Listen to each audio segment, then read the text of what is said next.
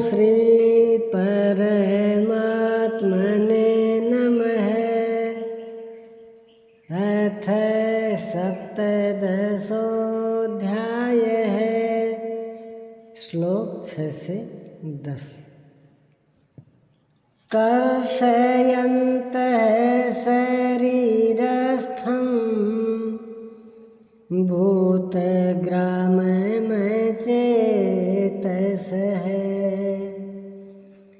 मां चैवान्तः शरीरस्थं तान् विद्यासुरनिश्चयान्।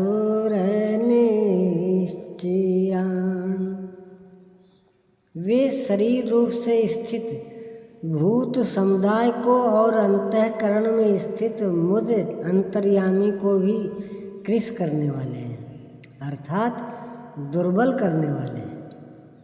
आत्मा प्रकृति के द्वारों में पड़कर विकारों से दुर्बल और यज्ञ साधनों से सबल होती है।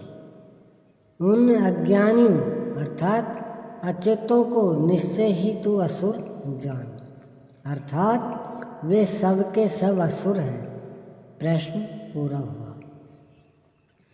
शास्त्र विधि को त्याग कर भजने वाले सात्विकी पुरुष देवताओं को, राजस पुरुष यक्ष राक्षसों को और तामस पुरुष भूत प्रेतों को पूजते हैं।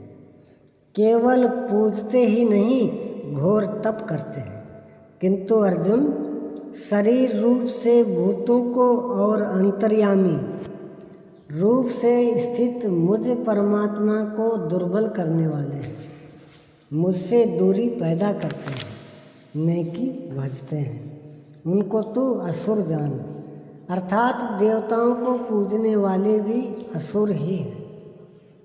इससे अधिक कोई क्या कहेगा। अतः जिसके ये सभी अंश मात्र हैं, उन मूल एक परमात्मा का भजन करें। इसी पर योगेश्वर श्री कृष्ण ने बार बार बल दिया है। आहारस्त्वपि सर्वस्य त्रिविधो भवति प्रियः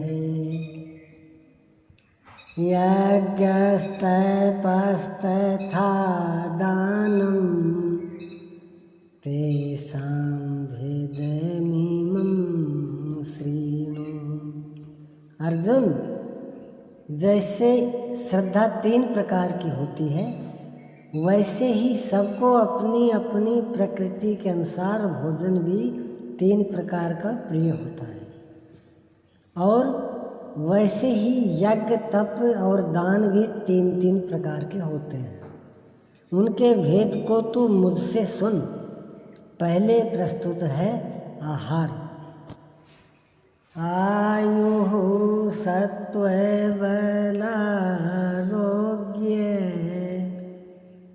सुख प्रीति विवर्धनः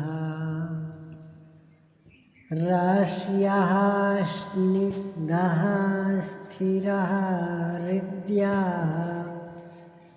आहारः सात्विक प्रियः।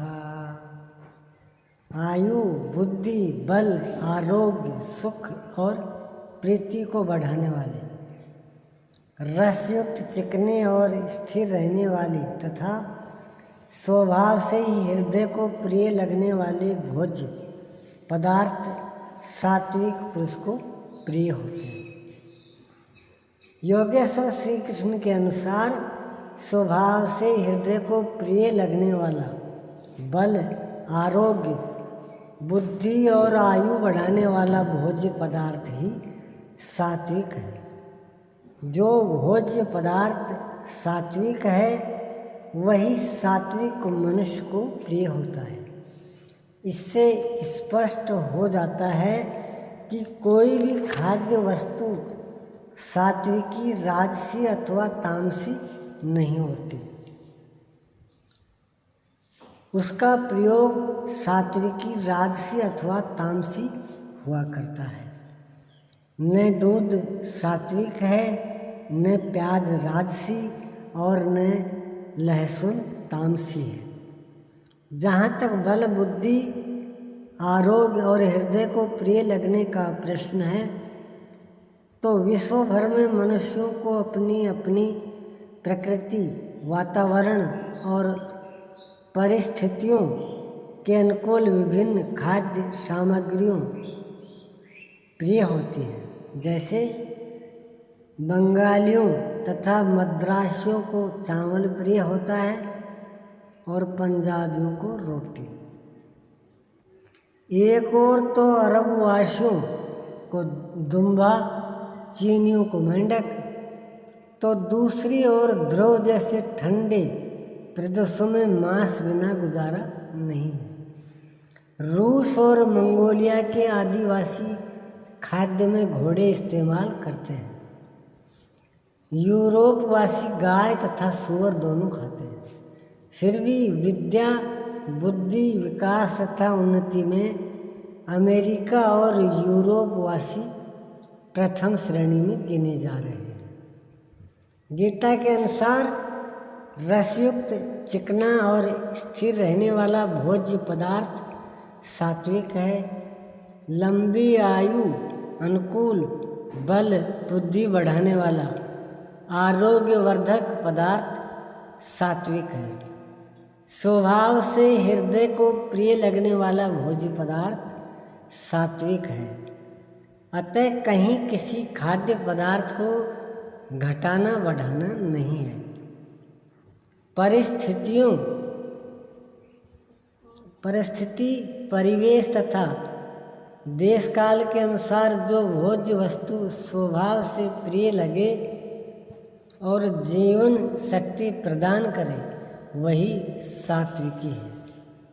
वस्तु सात्विकी राजसी या तामसी नहीं होती। उसका प्रयोग सात्विकी, राजसी अथवा तामसी होता है। इसी अनुकूलन के लिए जो व्यक्ति घर परिवार त्याग कर केवल ईश्वर आराधना में लिप्त है, संन्यास आश्रम में है, उनके लिए मांस मदिरा त्याज्य है। क्योंकि अनुभव से देखा गया है कि ये पदार्थ आध्यात्मिक मार्ग के विपरीत मनोभाव उत्पन्न करते हैं। अतः इनसे साधन पथ से भ्रष्ट होने की अधिक संभावना है। जो एकांत देश का सेवन करने वाले विरक्त हैं, उनके लिए योगेश्वर श्री कृष्ण ने अध्याय 6 में आहार के लिए एक नियम दिया है कि युक्ताहार विहारस्य, इसी को ध्यान में रखकर आचरण करना चाहिए। जो भजन में सहायक है उतना वही आहार ग्रहण करना चाहिए। कट्वं लैलवैणात्युष्ण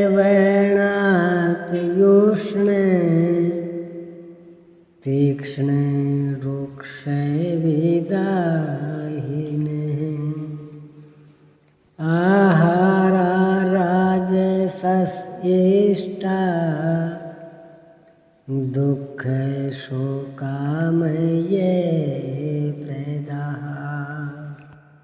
कड़वे, खट्टे, अधिक नमकीन, अत्यंत गर्म, तीखे, रूखे, दाह कारक और दुख, चिंता तथा रोगों को उत्पन्न करने वाले आहार राजस पुरुष को प्रिय होते हैं। यात यामं गतरसं पूति पर्युषितं चय उच्छिष्टमपि चामेध्यं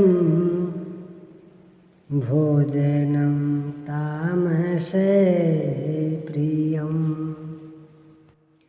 जो भोजन देर का बना हुआ है, अध पका है, गत रसम, रस रहित, अर्थात रस रहित का अर्थ यह नहीं कि जल की मात्रा कम हो, बल्कि शरीर के लिए स्वास्थ्यवर्धक रसायन से जो रहित है, दुर्गंध युक्त, बासी, उच्छिष्ट यानी झूठा और अपवित्र भी है, वह तामस पुरुष को प्रिय होता है। प्रश्न पूरा हुआ। अब प्रस्तुत है यज्ञ। ओम श्री सद्गुरुदेव भगवान की जय।